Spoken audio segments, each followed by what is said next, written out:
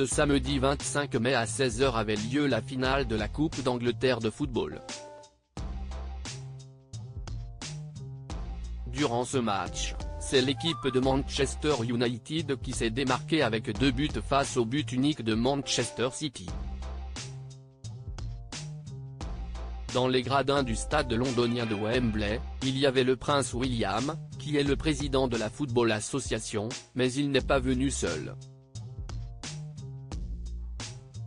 Le mari de Kate Middleton était accompagné de son fils aîné, le prince George.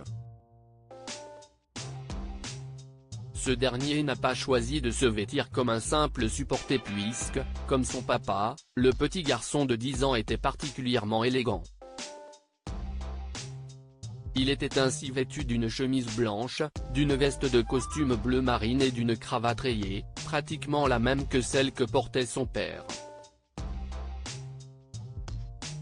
Malgré son jeune âge, le bout de chou a soigné autant son look que son attitude.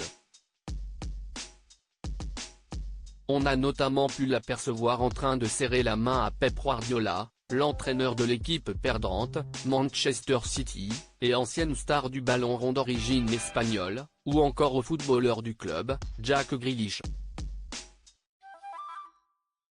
Le frère aîné de la princesse Charlotte et du prince Louis est un habitué des matchs de football puisque le 11 avril dernier, il assistait déjà avec le prince William à la rencontre sportive de l'équipe Aston Villa face à celle de Lille, dans le cadre de la Ligue Europa Conference. Supérieur à découvrir les plus beaux moments de complicité entre le prince William et son fils George l'incide de la FA Cup 2022. Il s'agissait alors de la toute première apparition publique du père et de son fils depuis l'annonce du cancer de Kate Middleton.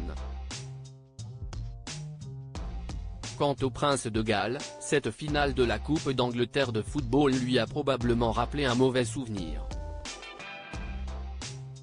Lors du dernier match d'une édition précédente, qui était prévu le 14 mai 2022 également au stade de Wembley à Londres, il avait été hué et accueilli de la pire des façons par des supporters pas vraiment ravis de le voir fredonner l'hymne national, God Save the Queen. C'était juste avant le match de Liverpool contre Chelsea. Lindsay Hoyle, président de la Chambre des communes du Royaume-Uni, s'était senti obligé de réagir pour dénoncer ce comportement totalement honteux de cette minorité de spectateurs.